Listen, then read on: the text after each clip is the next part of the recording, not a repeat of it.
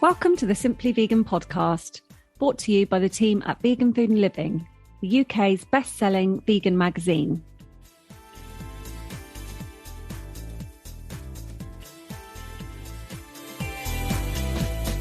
Hello and welcome to this week's episode. Today I'm really excited to be joined by Juliet Gellatley, who founded vegan charity Viva back in 1994. Hi Juliet, how are you? Hi, I'm really well. How are you? Yeah, I'm not too bad, thank you. Still can't believe we're 2 years into the pandemic now. It's kind of a bit bonkers, isn't it? Yeah, I know. I'm sure you're getting really bored with it. Yeah. We spoke, funnily enough, it was this time last year, back in season 1, episode 11, and we chatted about factory farming, didn't we? We did. We talked about Hogwood as well, the documentary. Yeah, quite harrowing stuff. For listeners who didn't catch that episode or perhaps aren't familiar with the work that you do you want to introduce yourself and tell us a bit about Viva? Sure. So I founded Viva in 1994, so we're in our 28th year. And we have grown into the largest campaigning vegan charity probably in Europe. We also have Viva Poland, which is a really well-known, well-respected group that's focuses on animal protection for Central Europe. So we divide roughly into 4 sections. So there's Viva Animals. We do a lot of investigations ourselves. In fact, that's really our raison d'etre. We go inside places and expose what's happening, and mostly manage to place that as an exclusive in a national newspaper, and then obviously all the spin-off from other social media. We will reach millions of people through each investigation. We also have Viva Planet, which is exactly as it sounds. We look at the ramifications of consuming animals on our world. And then we have Viva Health, which looks at nutrition and health issues, which has been going a long time, done many campaigns. And then there's Lifestyle, which is helping people change. So pre-pandemic, we were doing a hell of a lot of festivals, as you can imagine. One of our biggest things on that side is Vegan Recipe Club, which is an app, or obviously it's on a desktop. That's got well over 1,000 recipes now and is really popular as well. So yeah, lots going on, very busy, very dynamic. Yeah, I love the Recipe Club. It's so good. And you've kind of redone the website, haven't you? So it sort of looks great now. Relaunched it, and we relaunched the app as well.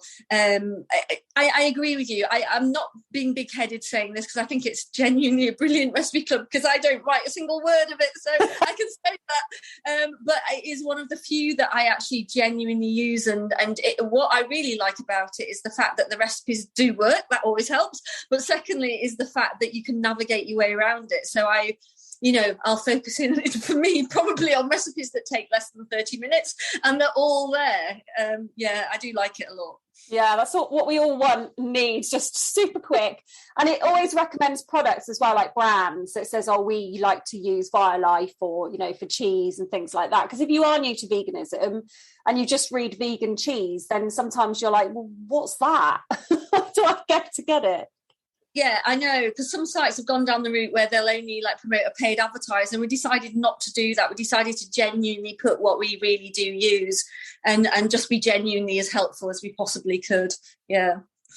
So another thing that you're working on, I mean, how you juggle it all, I really don't know, but you're launching Viva Farming in January. What's that all about? So we obviously have been working on the issues behind veganism for a very long time, and persuading people to change if they care for animals, their health, the environment. But what we're looking at more and more are the solutions. So pretty much, this might sound a bit of an exaggeration, but we are getting towards the point where most people recognise there has to be a change in their diet.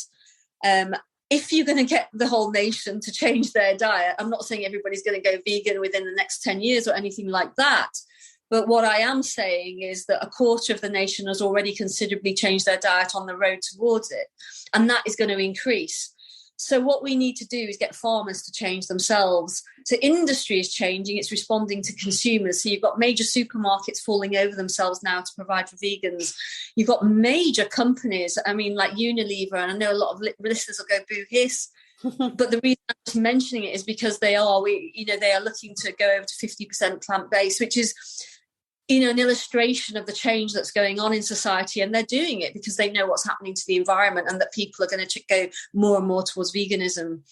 There isn't going to be any choice other than to do this. So we do not want to import everything. We want our farmers to respond to these changes because we live in a climate which is relatively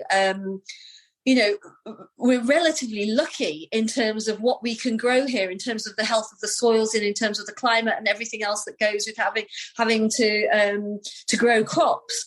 But when you look at the stats on how much of our agricultural land is used for animal farming or to grow fodder or pasture for animal farming instead of growing crops directly for us, it's really staggeringly poor and inefficient. And so we thought if we set up Viva Farming, we're looking at solutions and we're doing something. Some supporters will agree with it, hopefully a lot. I know some supporters will disagree with it because they won't like us talking to farmers because they've traditionally in some ways been in inverted commas, the enemy.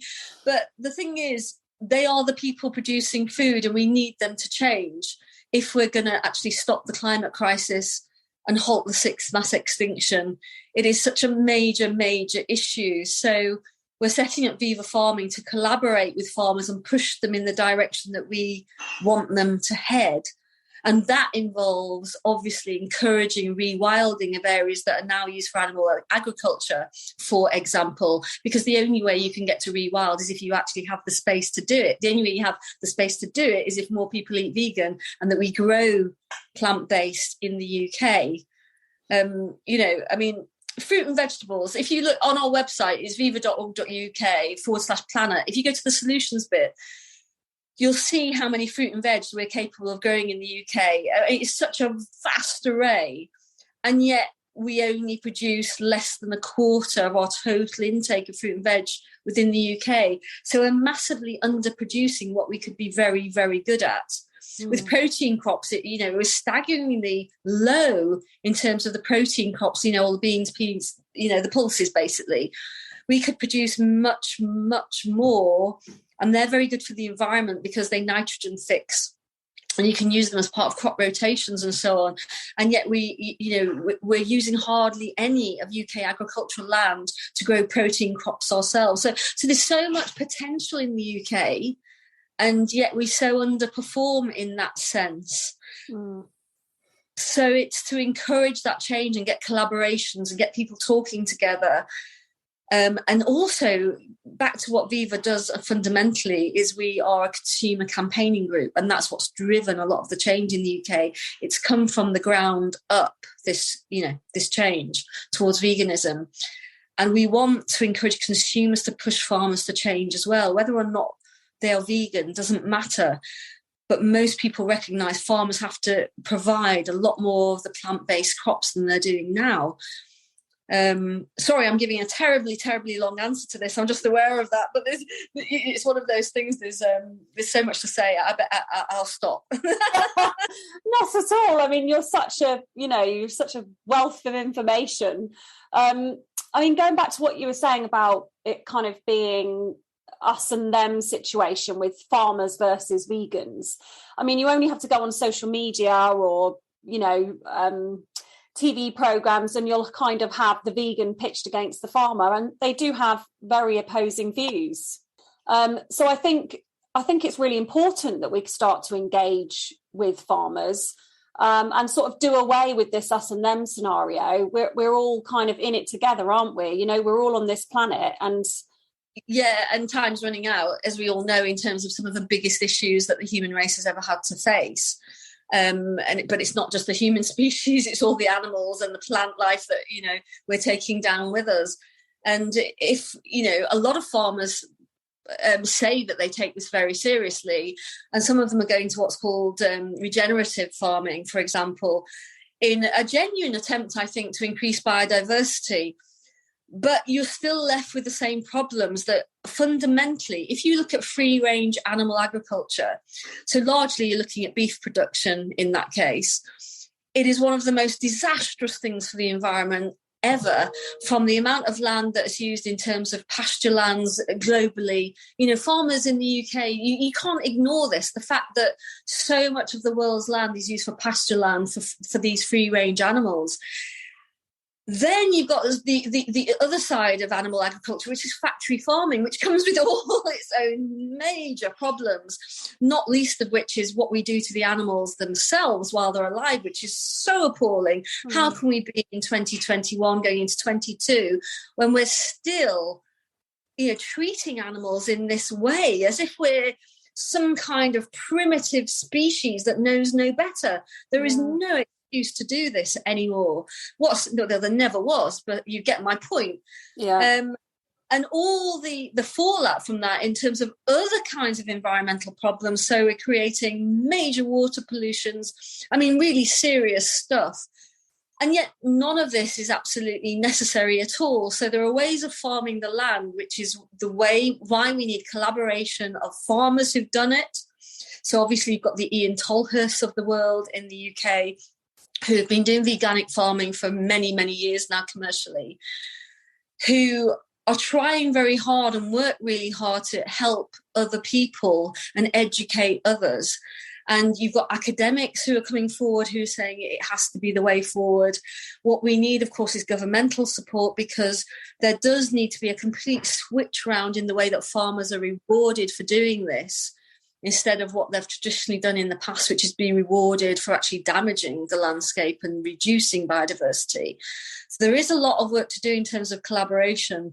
But yes, they're just human beings, they're just people, and their needs are coming together of the realisation that we need to be farming plant-based. How does that work then? Are you kind of contacting farmers and kind of engaging in them that way, or are they coming to you? So we're launching in January with a debate at the biggest farming conference in the UK, which is in Oxford.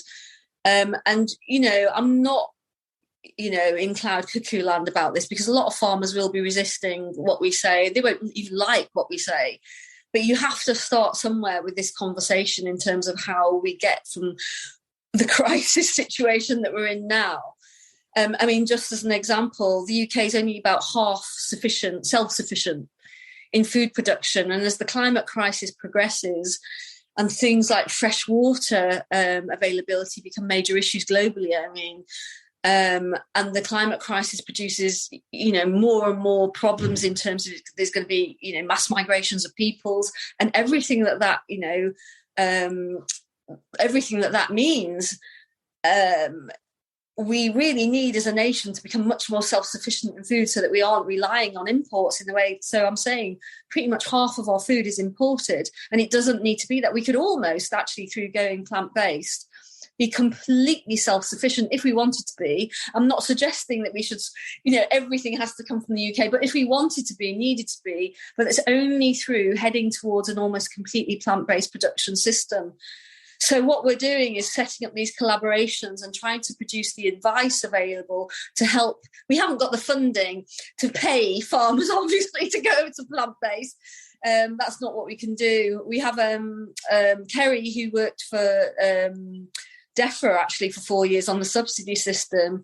She is our farming coordinator, and we are funding her PhD, which is all part of involving farmers. So she, in answer to your question, yes, she does go to farmers and she does talk to them and try and get collaborations, and is trying to pull together, because it's all very disparate at the moment, all different people doing their own little thing. We're trying to pull together a genuine resource so that we can give genuine advice to other farmers who do want to change, or at least get on that path towards change. They've had all sorts of problems this year, haven't they? With, I think, the pig farmers, they've had to be culling them on the farms and all this horrific stuff going on. So, it seems that farmers are already struggling. Yeah, when you look at the salary level of farmers, it's pretty damn low in terms of, averages for the whole of the UK. And the number of small scale farmers, as I'm sure everybody is aware, I think we've lost something like more than 100,000 family farms since about 1990. That is a lot. So what's happening which is very bad for the animals, is you've got these large-scale companies, often multinational companies, who are buying up, in essence, an industry. And that's exactly what's happened with broiler chicken farming, which, of course, is the most abused animals in terms of numbers by a long, long way. So we kill over 1 billion of them every year in the UK alone. And what's happened is you've got 3 main companies who have basically bought out the whole industry, and the smaller scale people tend to contract to them. So they're in their pay and controlled by them ultimately. And the whole of small scale farming is disappearing. So, who really in their right minds would want to be an industrial farmer? I don't even think of them as farmers. That these animals have just become like production machines, where they're just getting through to slaughter weight as fast as possible in the shortest time possible, in the most crowded circumstances. So all the issues that go with that, like antibiotic resistance, because you have to give these animals drugs. I mean, pandemics, there's another issue relating to factory farming. We're heading, as the World Health Organization has warned us many times now, the next pandemic is probably going to be one of the strains of bird flu, which directly relates to poultry farming, the way that we farm. There are so many issues tied up with this. I think many farmers would like to change. And it's really unfortunate, and that's a mild word, that governments are so many years behind the times. The UK could be leading on this. We truly, truly could. And we could be leading on whatever people think about it from an animal environmental point of view. We could be leading on cultivated meat. So you take a biopsy from an animal that you do not harm, and then you have infinite cell lines and you never kill another animal. We could be saving millions upon millions upon millions of lives. We could be right ahead because we've got really good universities here. And it's just that you hear my frustration. The people, the leaders, politics, the way everything is set up, it's so short-termism. I'm not saying anything anyone listening hasn't heard before, but it's becoming a real problem. It already is a massively real problem when we're trying to set out long-term, almost revolutionary changes in the way that we farm the land. And the irony is a lot of it's going back to the way things used to be done. So I was listening to a farmer actually just a couple of days ago who was saying, I am now, because he's changed, so it's a no-till system. That means they don't plough the land. He's saying, when you stop ploughing the land, he said, how insane is it to turn the soil upside down like that? And spray everything with these nitrogen fertilizers and all the nitrate runoff into the water and destroy the topsoils. You may have seen that study which came out not that long ago, which was saying something like we have another 60 years of topsoil left. And then Cranfield, the agricultural college, looked at that study and said it's not quite as bad as that, but actually it is really bad. We need to change the way we farm. And so that's why some farmers are looking at regenerative farming, because they realise that actually we're not actually going to even be able to grow the crops, which is fairly scary stuff. But it's actually relatively easy to get the land to respond if you respect it and you do things in a kind way and you leave it to breathe and you rotate the crops and do all the things that we bloody well know. But there's no government incentive to, the government since the Second World War have pulled farmers away from doing it right into doing it the worst possible way. Everything, agriculture in terms of crop growing is so intensive, and monocultures, and just ripped up all the hedgerows and destroyed the ponds, filled in the peats. Animals were treated as if they have no feelings whatsoever and crammed them in there, thousands into sheds. We actually couldn't have got it more wrong. Yeah. We now have to rectify it so quickly.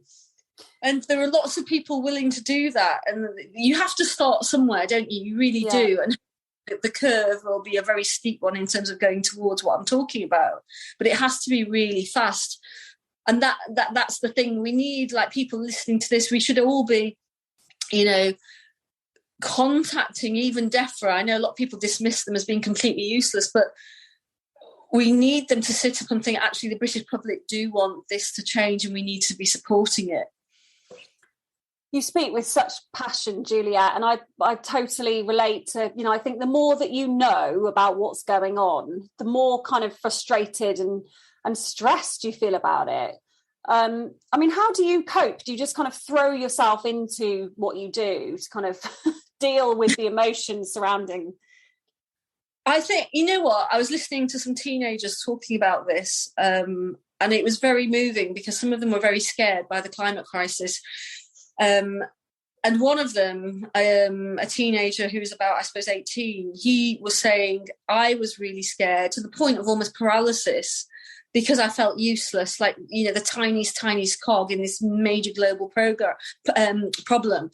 And how he coped was by doing something. So he just joined a local group in his local town that was, tackling climate change in its own way. And he's saying, although that's very small, it's actually taken the paralysis away. And if everybody does that and joins together, then it tends to empower you. And I suppose I do what he's doing, only on a bigger scale, because I'm running a national organisation.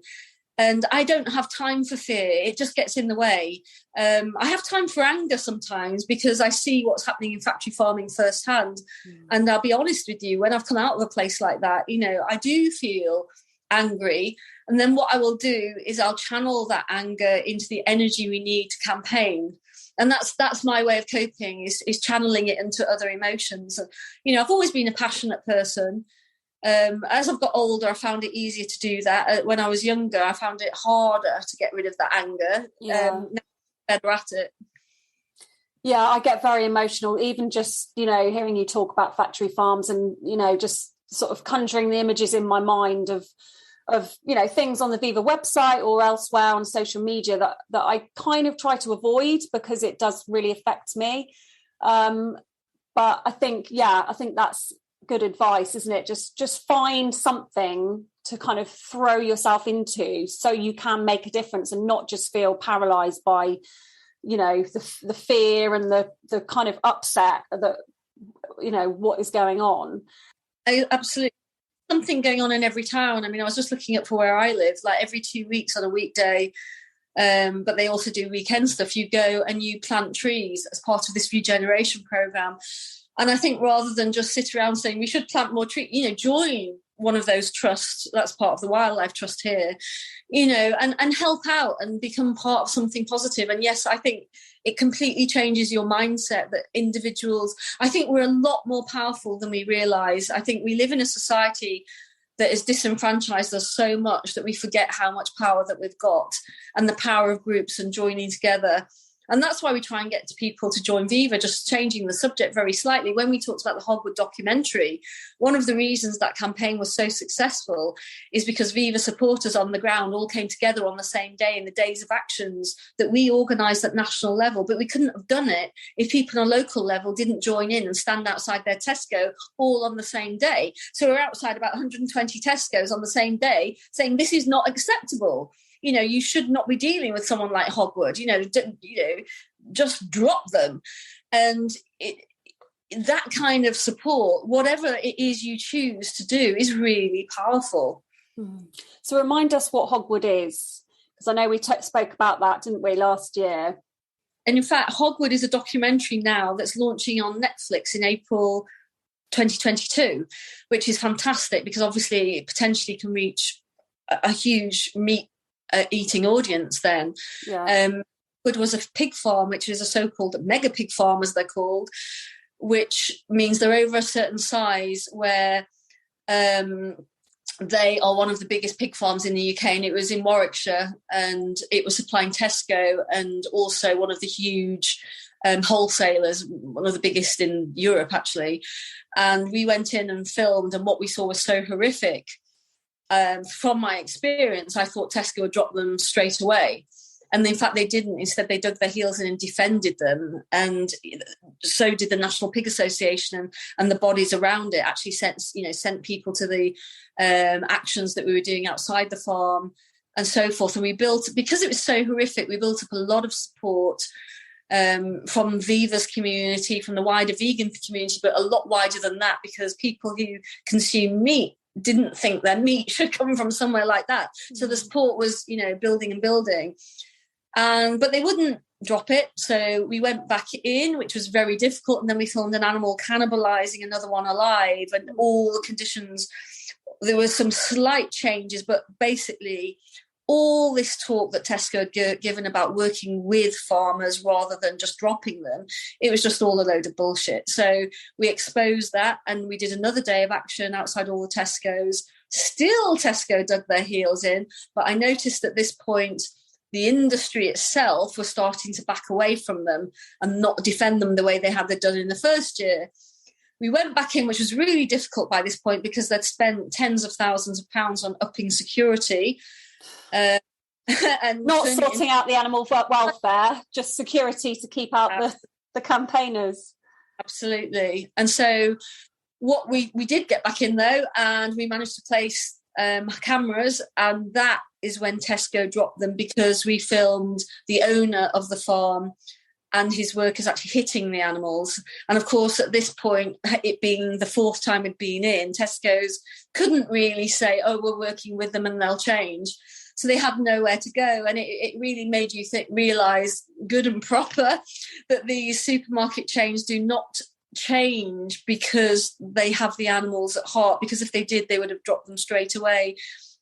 It's very much a PR thing for them, and the PR just became, too excruciatingly bad for them to continue. But we won it, in a sense, in the end. The thing is that pig farming in the UK, the reason we made the documentary was to say, actually, sadly, hogwood is not a rotten apple. This is how pigs are farmed in the UK. And Tesco et al., they all recognise that. And that was one reason we were told from behind the scenes privately, was that Tesco didn't drop them at the beginning, was because they said precisely that. They're not one rotten apple. We'll just go to another farm that's just as bad, and Viva will expose that, and so it will go on. Yeah. And so what we need to do, which is what Viva's all about, is actually change the public. People need to walk into that supermarket and think, nah, I ain't buying meat. I'm going to the plant-based section. And, these days, this growth, phenomenal growth in veganism in the last 4 years, especially, as you well know, better than most people, reporting on it all, has made it much easier for us to do that job, because people genuinely can choose the vegan burger and actually not know that. We did taste tests for our La Burger tour this year, where we went to several cities. We did blind taste tests where people didn't know whether something was meat. In fact, we used the Taste and Glory burger for this one, and meat eaters were so blown away with it because they really didn't know. And on the actual tours, what surprised me to a degree was 50% of the people trying the burgers, the vegan burgers, had never tried one before. And they largely loved it. And so when we were talking about them, we were saying, why buy the meat burger? And they're going, yeah, absolutely, I had no idea. So there's still that work to do in terms of convincing people out there in a nice, positive way that they can just make these really simple swaps as a starting point. Yeah. And so it's very much about working with consumers, the public, and getting them to change. That's the thing. I think when you are sort of entrenched, or you work in the vegan world, or you're just simply vegan and have been for a while, and slowly your family and friends start to go vegan, you kind of feel like everyone's maybe going vegan, but that's not the case. And I think often on social media, I recently appeared on Jeremy Vine on Channel 5 with my dog, who is vegan. And funnily enough, this morning, I just happened to go onto Twitter, because I never use Twitter. And the show had sort of included my Twitter handle in the tweet to sort of get the debate going. And the comments were just, unreal, saying I was sort of animal abuse, and it was my views and I'm forcing it onto my dog and things like this. I mean, he's on like a bio-organic dog food, this is not animal abuse in any way.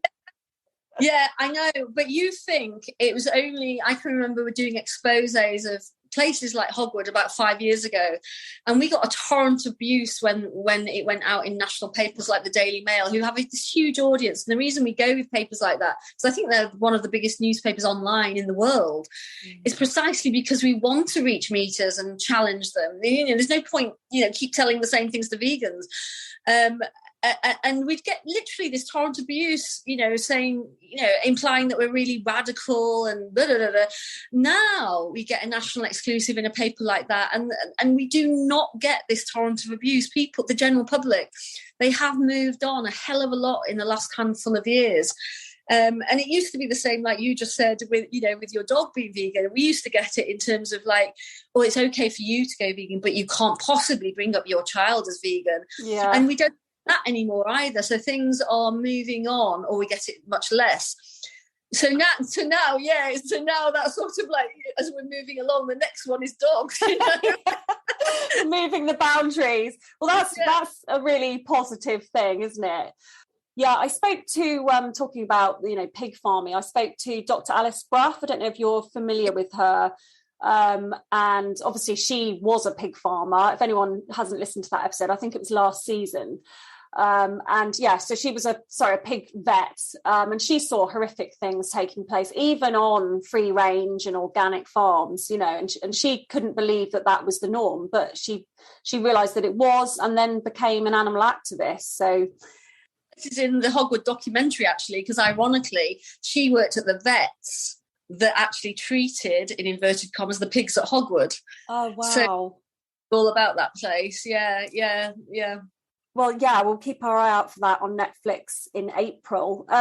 Just quickly, the last thing that we wanted to talk about was the TV ad that you've got coming up. So you really are going to take veganism mainstream with this, aren't you? You're crowdfunding at the moment. Yes, I'm very excited by this, actually. Have you seen the ad? No, do you know what? I was about to say no, but I think I have.